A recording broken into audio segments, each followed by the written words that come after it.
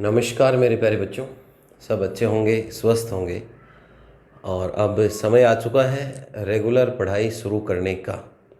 कैसे कॉलेज में क्या सिस्टम रहता है, बीएससी पार्ट फर्स्ट में हम सारी चीज़ें एक क्लास डिस्कस भी कर चुके पहले, और भी सारी बातें साथ साथ बताते रहेंगे।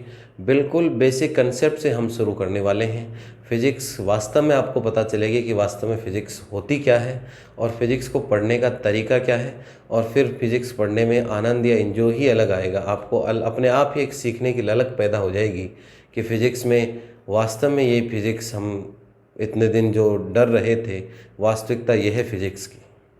तो फिज़िक्स को बहुत आसानी से पढ़ने वाले हैं, इसीलिए फ़िज़िक्स को आसान या सरल बनाने के लिए सबसे पहले आपके पास फ़िज़िक्स के सारे कंसेप्ट क्लियर होने ज़रूरी हैं।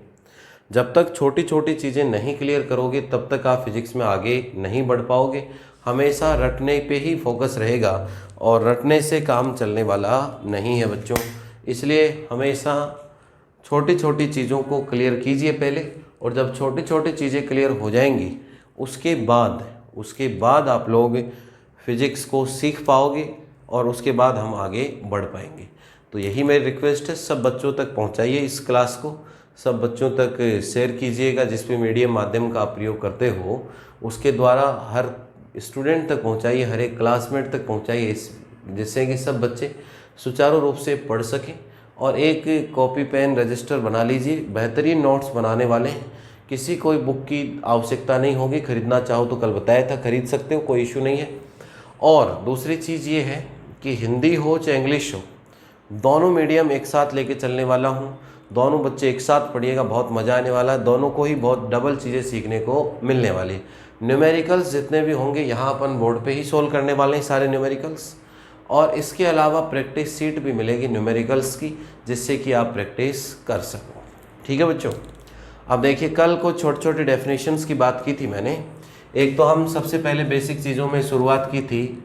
सबसे पहले हमने शुरू किया था कण या पार्टिकल। सबसे पहले हमने क्या शुरू किया था? कण या पार्टिकल शुरू किया था हमने। कण या पार्टिकल पे डिस्कस किया था। एक चीज़ हमने पढ़ी थी घटना, या जिसको हम क्या कहते हैं इवेंट। फिजिक्स में जिसको हम क्या कहते हैं घटना या इवेंट पे बात की थी। दूसरा इस पे बात की थी। तो इन चीज़ों को थोड़ा सा हम रिवाइज करते हुए चल रहे हैं वापस से। पदार्थ, या आपने सुना होगा मटेरियल, पदार्थ या मैटर जो होगा आपके पास, उस पदार्थ या मैटर का सबसे सूक्ष्मतम भाग या स्मॉलेस्ट पार्ट, कोई भी पदार्थ या मैटर है, उस पदार्थ या मैटर का सबसे स्मॉलेस्ट पार्ट, पदार्थ या मैटर का क्या है आपके पास? सबसे स्मॉलेस्ट पार्ट जो होता है, सबसे स्मॉलेस्ट या सबसे छोटा, सबसे सूक्ष्मतम भाग, जिसका हम क्या क्या बता सकते हैं? जिसका हम बता सकते हैं द्रव्यमान या मास। जिसका हम क्या बता सकते हैं प्यारे बच्चों? द्रव्यमान और मास। और उसके साथ साथ उसकी क्या बता सकते हैं? स्थिति या पोजीशन। जिसका हम क्या बता सकते हैं बच्चों? स्थिति या पोजीशन। तो कोई भी आपके पास कण या पार्टिकल क्या होता है? कोई भी पदार्थ या मटेरियल जिसका सबसे छोटे से छोटा पार्ट या इसका स्मॉलेस्ट पार्ट, जिसका हम द्रव्यमान या मास डिस्क्राइब कर सकते हैं या बता सकते हैं, और जिसकी हम स्थिति या पोजीशन बता सकते हैं, वो कण, वो आपके पास वो सूक्ष्मतम भाग या वो स्मॉलेस्ट पार्टिकल क्या कहलाता है? कण या पार्टिकल। जब मास नहीं चेक कर पाएंगे, जब स्थिति या पोजीशन नहीं बता पाएंगे, तो फिर कण या पार्टिकल पॉसिबल नहीं होगा। तो किसी भी मटेरियल का सबसे छोटे से छोटा वो भाग या वो smallest part of a matter जिसका हम मास चेक कर सकते हैं और जिसकी पोजीशन या स्थिति की वो कहाँ स्थित है स्पेस के अंदर, उसको बता सकते हैं, तो उसे हम क्या कहते हैं मेरे प्यारे बच्चों? कण या पार्टिकल कहते हैं। ये छोटी छोटी चीज़ें मालूम होनी चाहिए, बहुत काम आने वाली चीज़ें अपने। ठीक है बच्चों। इसके बाद बात आती है घटना, या किसकी बात आती है? इवेंट की। इसके बाद किसकी बात आती है मेरे प्यारे बच्चों? घटना या इवेंट की। तो घटना या इवेंट का मतलब है कि कोई भी स्पेस है, स्पेस का मतलब कोई भी आपके पास दिख या स्पेस है, स्पेस के अंदर किसी भी समय स्पेस में किसी भी समय पर, at any instant of time, किसी भी समय पर या at any instant of time, किसी भी समय या at any instant of time, space में किसी भी समय या at any instant of time, किसी भी बिंदु पर, कहीं भी हो सकता है, किसी भी समय पर at any instant of time या किसी भी बिंदु पर घटित होने की प्रक्रिया, घटित होने की प्रक्रिया, घटित होने की प्रक्रिया, process of happening, process of happening, process of happening क्या कहलाती है मेरे प्यारे बच्चों? घटना कहलाती है आपके पास। किसी भी समय पर या at any instant of time या और किसी भी बिंदु पर ये जो स्पेस है आपके पास, इस स्पेस या दिक में, स्पेस या क्या कह सकते हैं इसको, दिक कहते हैं। तो स्पेस या दिक में किसी भी समय पर और किसी भी बिंदु का मतलब किसी भी स्थिति पर घटित होने की जो प्रक्रिया होती है, process of happening is called event, उसे हम क्या कहते हैं? घटना। अब घटना की अगर आपको संपूर्ण जानकारी लेनी है, घटना की अगर आपको क्या लेनी है? संपूर्ण जानकारी। तो घटना की देखो दो ही चीज़ें होती हैं। अपने नॉर्मल केस में भी कोई घटना होती है तो उसकी दो चीज़ें जरूरी होती हैं। एक तो घटना कब हुई, कब का मतलब किसकी बात आती है? समय या टाइम, और उसने कितना समय लिया घटित होने में, ठीक है। और एक घटना कहाँ हुई, कहाँ का मतलब फिजिक्स में उसको कहते हैं स्थिति या पोजीशन की बात हुई। फिजिक्स में क्या होती है? स्थिति या पोजीशन की बात हो जाती है। भाई नॉर्मल हम कहते हैं कि कोई भी घटना होती है, कोई भी इवेंट होता है, कि वो इवेंट कहाँ है और कब है, या कहाँ घटित हुआ, या कहाँ इस इवेंट को किया गया। तो इवेंट का मतलब कब हुआ, कितना समय लगा उसमें, क्या उसका समय है, क्या उसका टाइम इंटरवल है, और किस स्थान पे हुआ। स्थान का मतलब अपने फिजिक्स की भाषा में कहें तो किस स्थिति पे हुआ, उसकी पोजीशन क्या होगी। तो ये बेसिक बातें थी कण और किसकी बात थी? घटना की। इसके बाद देखिए आगे से आगे और बढ़ते हैं हम। नेक्स्ट जो डेफिनेशन हम पढ़ने वाले हैं बच्चों, उसमें देखिए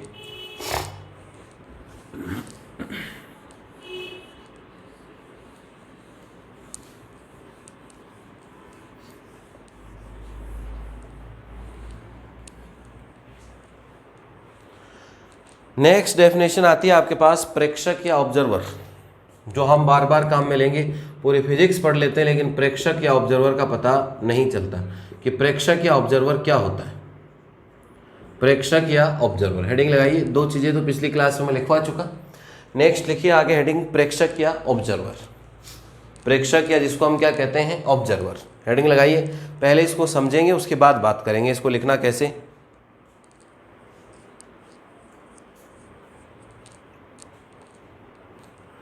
अब देखिए कोई भी कण या पार्टिकल हो या कोई भी आपके पास घटना हो, कोई भी कण या पार्टिकल हो या कोई भी घटना इंसिडेंट हो या इवेंट हो, अब उस इवेंट का प्रेक्षण करने के लिए, उस इवेंट का क्या करने के लिए? प्रेक्षण। प्रेक्षण का मतलब ऑब्जर्वेशन। ऑब्जर्वेशन का मतलब उसको देखने के लिए, उसको मापने के लिए। ऑब्जर्वेशन का मतलब क्या है? उस देखना हो गया आपके पास, प्रेक्षण का मतलब देखना हो गया या उसको मापना हो गया, उसको वॉच करना हो गया, उसको मेजर करना हो गया कि कोई भी कण या कोई भी घटना या कोई भी इवेंट है आपके पास फिजिक्स में, किसी भी स्पेस में। तो स्पेस में कोई भी पार्टिकल या कोई भी घटना या कोई भी इवेंट है, उसको प्रेक्षण करने के लिए, उसको प्रेक्षण का मतलब उसको देखने के लिए, उसको मापने के लिए जो काम में लिया जाता है। अब उसको देखने और मापने के लिए दो चीज़ें काम में ले सकती हैं। या तो उसकी जगह कोई उपकरण हो सकता है, कोई इक्विपमेंट हो सकता है अपने पास, या तो उसकी जगह क्या लगा सकते हैं? उपकरण या इक्विपमेंट, या कोई व्यक्ति या पर्सन भी हो सकता है, या कोई क्या हो सकता है? व्यक्ति या पर्सन। तो जो उपकरण या जो इक्विपमेंट या जो आदमी या जो व्यक्ति जो किसी कण या किसी घटना को प्रेक्षण करता है या उसका ऑब्जर्वेशन करता है, उसको देखता है, उसको मापता है, उसको मेजर करता है, उसे ही हम क्या कहते हैं? प्रेक्षक कहते हैं। उसे ही हम क्या कहते हैं? प्रेक्षक कहते हैं। भाई कोई भी कण या पार्टिकल है या उसकी कोई घटना या इवेंट है, उस घटना या इवेंट का प्रेक्षण करना, उस प्रेक्षण का मतलब उसका ऑब्जर्वेशन करना, उस चीज़ों को देखना, उन चीज़ों को मापना का काम जो करता है, काम कौन कर सकता है? या तो कोई उपकरण लगा हुआ हो या कोई व्यक्ति भी हो सकता है वहाँ देखने के लिए। तो या तो कोई उपकरण या इक्विपमेंट हो या कोई व्यक्ति या पर्सन हो।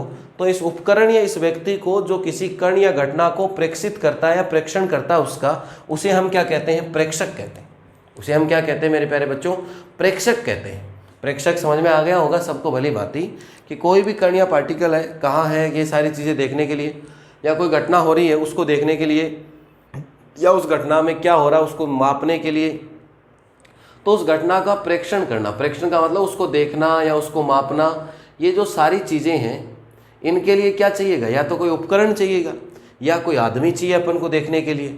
तो या तो ये उपकरण या इक्विपमेंट या कोई व्यक्ति या पर्सन क्या कहलाता है? उसका प्रेक्षक या ऑब्जर्वर कहलाता है। क्या कहलाता है मेरे प्यारे बच्चों? प्रेक्षक या ऑब्जर्वर कहलाता है।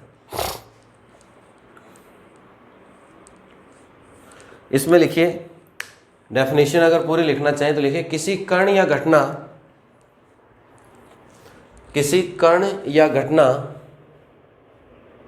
किसी कण या घटना का विशेष स्थिति पर, किसी कण या घटना का विशेष स्थिति पर, विशेष स्थिति पर प्रेक्षण हेतु, विशेष स्थिति पर प्रेक्षण हेतु आवश्यक उपकरण या व्यक्ति, प्रेक्षण हेतु आवश्यक उपकरण या व्यक्ति, आवश्यक उपकरण या व्यक्ति को प्रेक्षक कहते हैं।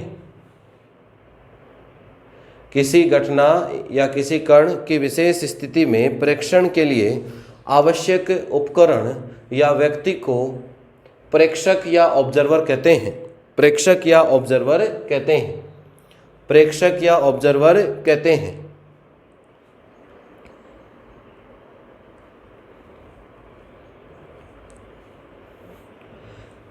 In a particular situation, in a particular situation, for the observation of, in a particular situation, English में लिखो मेरे प्यारे बच्चों, in a particular situation, in a particular situation, for the observation, for the observation, for the observation of a particle or event, for the observation of a particle or event, for the observation of a particle or event, or event, in a particular situation, for the observation of a particle or event, required equipment or person, required equipment or person, required equipment or person is called observer. Required equipment or person is called observer. Required equipment or person is called observer. Is called observer. सभी के समझ में आ गया? किसी भी घटना को देखने के लिए, मापने के लिए जो उपकरण या जो आदमी हम लगाते हैं, वो उपकरण या आदमी को हम फिजिक्स की भाषा में क्या कहते हैं? प्रेक्षक या ऑब्जर्वर कहते हैं। ऑब्जर्व करने वाला, उसको देखने वाला, उसको मापने वाला, उसको चेक करने वाला। सबको समझ आया होगा भली भांति?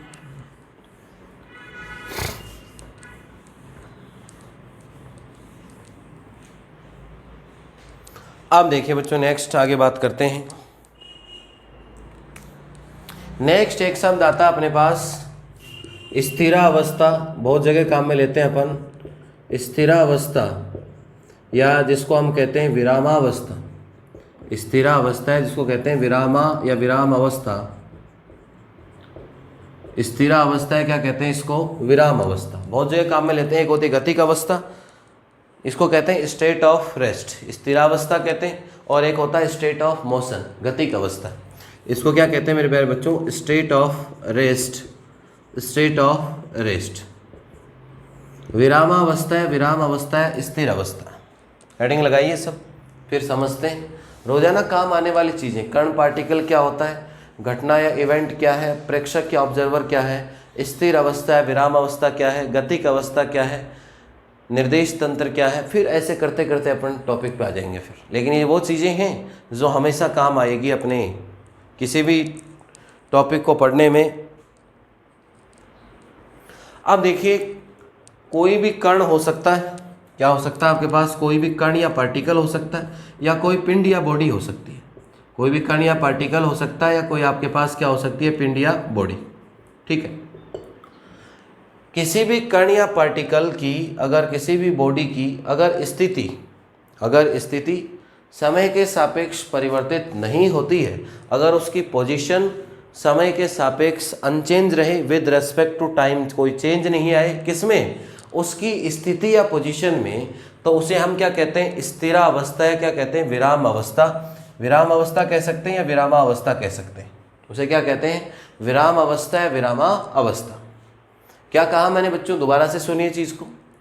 कोई भी कण या पार्टिकल है या कोई बॉडी हो सकती है, कोई पिंड हो सकता है, वो अगर वो पिंड की स्थिति या पोजीशन, उसकी स्थिति या पोजीशन अगर समय के साथ परिवर्तित नहीं हो, with respect to time there is no change in position, तो वो क्या कहलाएगा? स्थिर हुआ।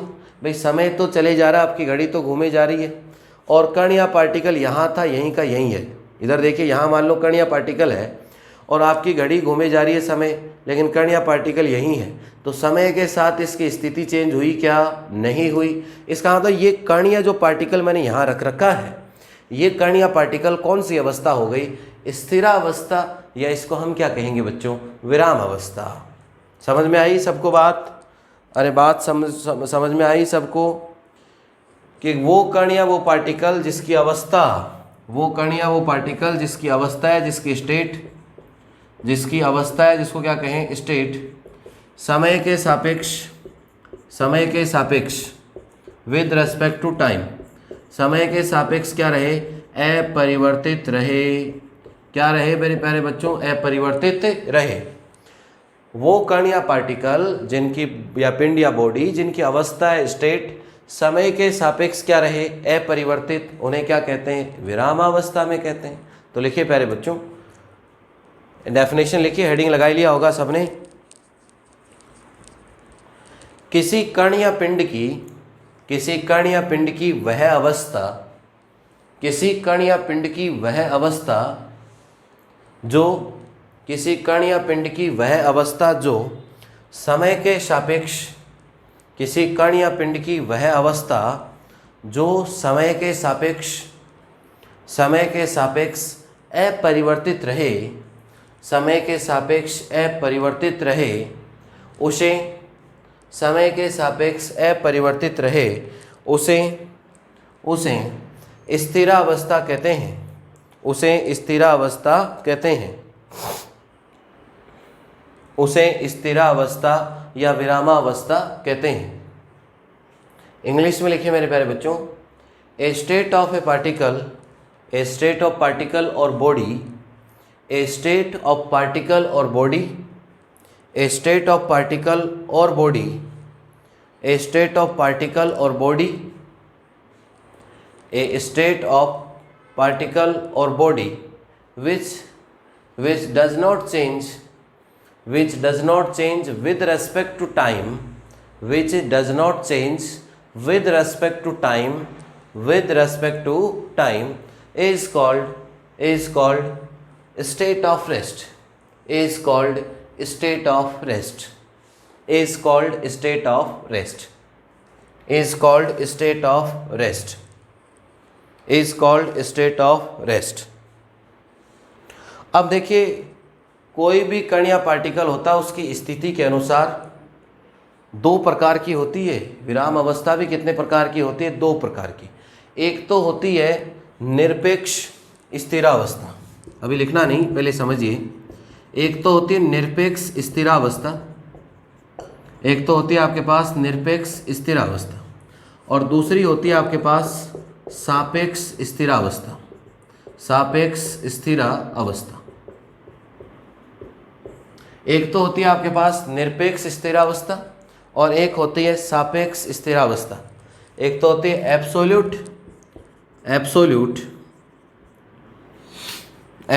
State of rest, absolute state of rest, और एक होती है आपके पास रिलेटिव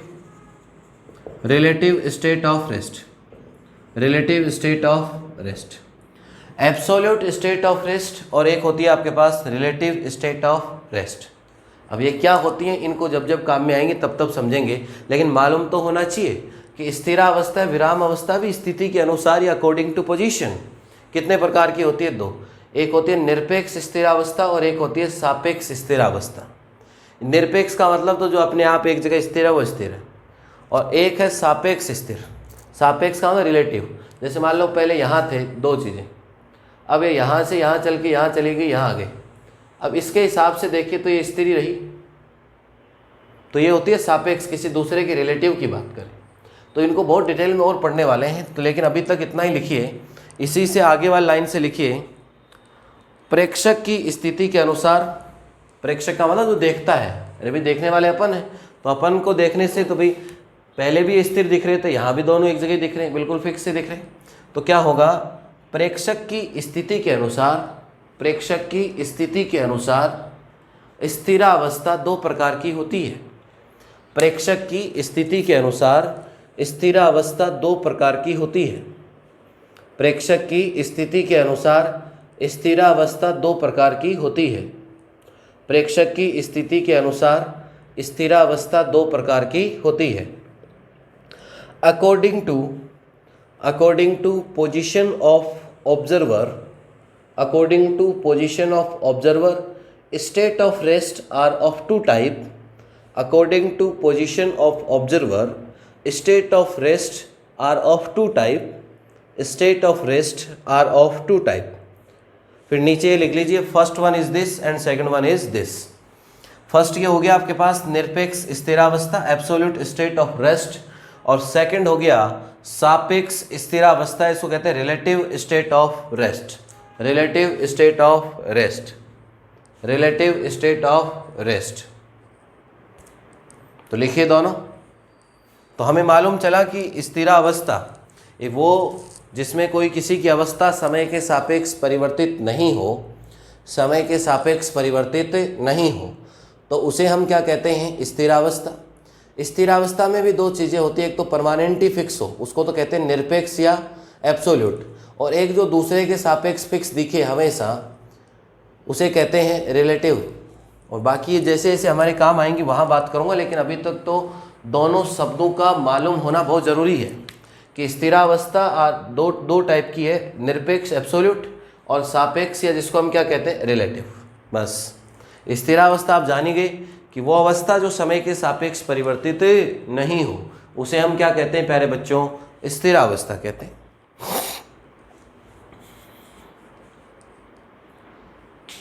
लिख लिया सबने, बहुत अच्छे से समझा होगा सब बच्चों ने।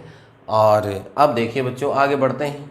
तो ये बेसिक चीज़ें रोज़ काम आने वाली हैं। अब हमें मालूम ही नहीं कि स्थिरावस्था भी दो हो सकती हैं, ये है ना। हमें प्रेक्षक का ही मालूम नहीं किसको कहते हैं प्रेक्षक या ऑब्जर्वर, प्रेक्षण क्या होता है और प्रेक्षक क्या होता है, ये सारी चीज़ें मालूम होनी चाहिए। घटना क्या होती है, कण या पार्टिकल क्या होता है, धीरे धीरे ये बेसिक क्लासेज हैं, इनमें बेसिक सीख जाएंगे अपन। और जब बेसिक सीख गए, पढ़ी है आपने सारी चीज़ें लेकिन अच्छे ढंग से नहीं पढ़ी उनको, तो एक बार रिवाइज कर लेता हूँ, इसके बाद आगे बढ़ेंगे अपन।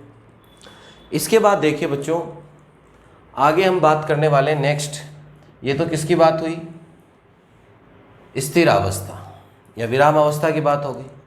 इसके बाद देखिए हम बात करेंगे किसकी, गतिक अवस्था की। किसकी बात करने वाले, गतिक अवस्था, जिसको कहते हैं स्टेट ऑफ मोशन। क्या कहते हैं प्यारे बच्चों, स्टेट ऑफ मोशन, गतिक अवस्था। हेडिंग लगाइए, हम बात करने वाले हैं गतिक अवस्था। गतिक अवस्था है जिसको हम क्या कहते हैं, state of motion. State of motion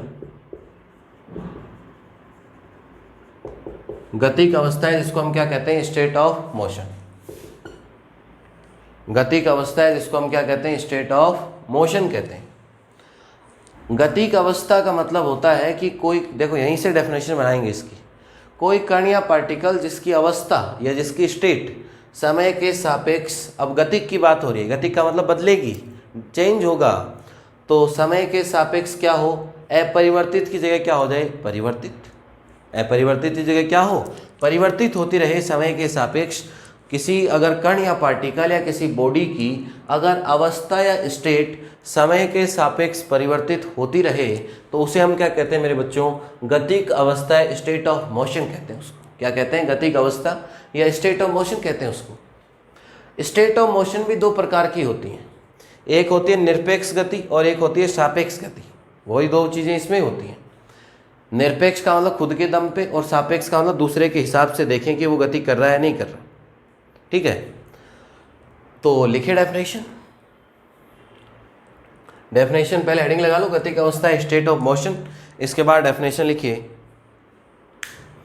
किसी कण या पिंड की, किसी कण या पिंड की वह अवस्था, किसी कण या पिंड की वह अवस्था, किसी कण या पिंड की वह अवस्था जो समय के सापेक्ष जो समय के सापेक्ष परिवर्तित हो, जो समय के सापेक्ष परिवर्तित हो, उसे गतिक अवस्था कहते हैं। उसे गतिक अवस्था कहते हैं। उसे गतिक अवस्था कहते हैं। उसे गतिक अवस्था कहते हैं। उसे गतिक अवस्था कहते हैं।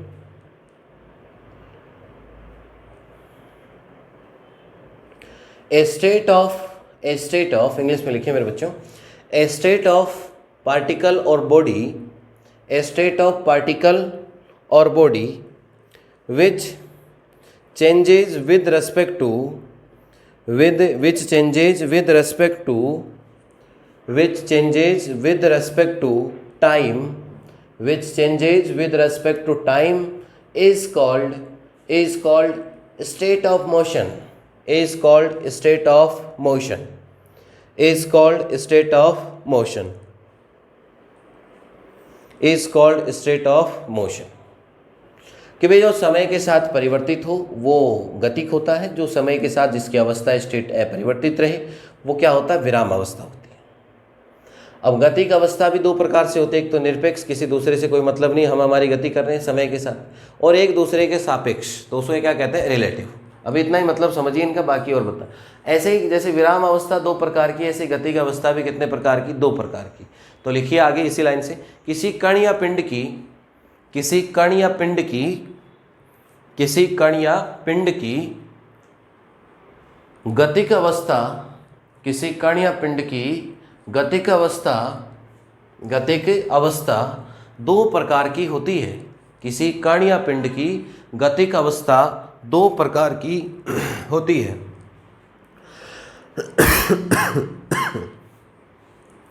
किसी कण या पिंड की गतिक अवस्था दो प्रकार की होती है। State of motion, state of motion is of two type for any body or particle. State of motion is of two type for any body or particle.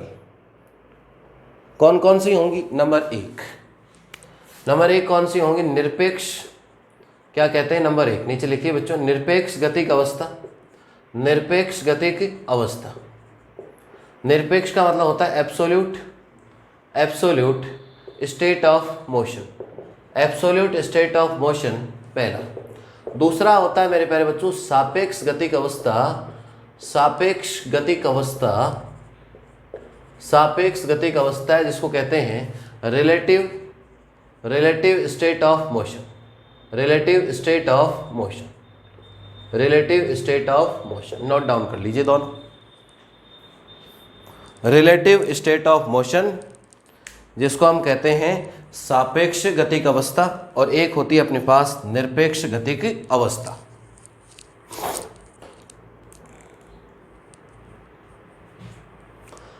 तो ये जो बेसिक चीजें पढ़ रहे हैं अपन, हम शुरू से लेके चल रहे हैं, बहुत बेसिक डेफिनेशन, लेकिन अब जब आप पढ़ रहे हो तब आपको वास्तविकता पता चल रही है कि फिजिक्स है कहाँ वास्तव में। देखिए हम शुरू से पढ़ते आ रहे हैं, कण या पार्टिकल पढ़ के आए अपन, पढ़ा नहीं पढ़ा। इसके बाद हमने पढ़ा घटना या इवेंट पढ़ा, क्या पढ़ा हमने, घटना या इवेंट पढ़ के आए।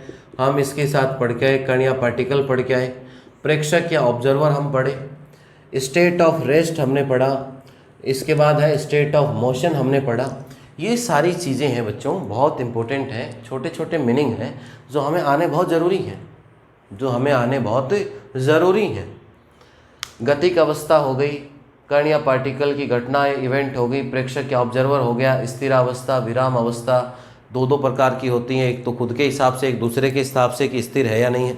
अब जैसे यहाँ थे, इसके हिसाब से यहाँ चले गए तो भी स्थिर हो गया, कोई चेंज नहीं आया दोनों के बीच की दूरी या डिस्टेंस का समय के साथ। तो इस प्रकार से जहाँ जहाँ काम आएंगी वहाँ इनको डिटेल वाइज मैं समझाता रहूँगा, जिस जिस डेरिवेशन में आगे बहुत चीज़ें काम आने वाली हैं बच्चों। इसलिए फिर से कह रहा हूँ, फिजिक्स में कंसेप्ट डेवलप करो, फिजिक्स से बेस्ट कोई भी सब्जेक्ट नहीं होगा, बहुत इमर्जिंग और इंटरेस्टिंग सब्जेक्ट है आपके लिए, फिजिक्स और मैथ्स दोनों ही सब्जेक्ट। बस इनको ज़रूरत है रोज़ धीरे धीरे एक एक सीडी रोज़ घंटे पर रोज़ देते रहो इनको, बस लास्ट तक ये पता ही नहीं चलेगा हमने 3-3 बुक 3-3 पेपर सीख लिए और एग्ज़ाम हम बहुत आसानी पूर्वक दे सकते, सब चीज़ों के कंसेप्ट क्लियर है। रटने का झंझट खत्म हो जाएगा आपका, रटने का, जिसको आज तक आंख बंद कर करके रट के आए हो, वो रटने का झंझट खत्म हो जाएगा। क्योंकि पहले अपन अच्छे से यहाँ लिखते हैं, एक एक चीज़ को समझते हैं, समझने के बाद उसको लिखते हैं, 2-2 3-3 बार बोलते हैं, फिर दोबारा समझते हैं। तो इस प्रकार से इतनी बार चीज़ों को देखोगे, लिखोगे, सुनोगे तो बहुत अच्छे से चीज़ें क्लियर होने वाली हैं। तो बिल्कुल मेरे प्यारे बच्चों निश्चिंत रहिए, लगातार क्लासें अटेंड कीजिए, एक शेड्यूल बना लीजिए, क्लासों का शेड्यूल टाइमिंग के साथ क्लासें मिल रही हैं अपन को, और उसके साथ साथ नोटबुक बना लीजिए। बुक्स की कोई आवश्यकता नहीं है, सारे क्वेश्चन, सारी थ्योरी, सारे डेरिवेशन, सारे डायग्राम, न्यूमेरिकल, सब के सब यहीं होने वाले, बिल्कुल निश्चिंत रहिएगा। तो इसलिए बिल्कुल बहुत आनंद के साथ पढ़िए और आनंद लीजिए पढ़ाई का। पढ़ने का आनंद का मतलब कि पढ़ाई से एक तो बोझ समझ के मत पढ़िए, एक पढ़ाई को ऐसे समझिए कि ये समझने की चीज़ है, यहाँ से देखो क्या क्या सीखने को मिल रहा है हमें, इस प्रकार से उस चीज़ को पढ़िए।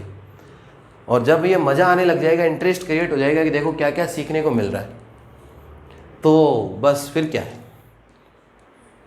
और फिर कोई डाउट रहेगी, डाउट सेशंस अपन करते रहेंगे बीच बीच में, क्योंकि डाउट रह रही है उस टॉपिक को रिवाइज, लास्ट में रिवीजन भी होगा। तो बिल्कुल अच्छे ढंग से पढ़ते जाइए, बस चीज़ों को चलते रहिए, बहुत बेहतर होने वाला है। तो ठीक है बच्चों, आगे मिलते हैं।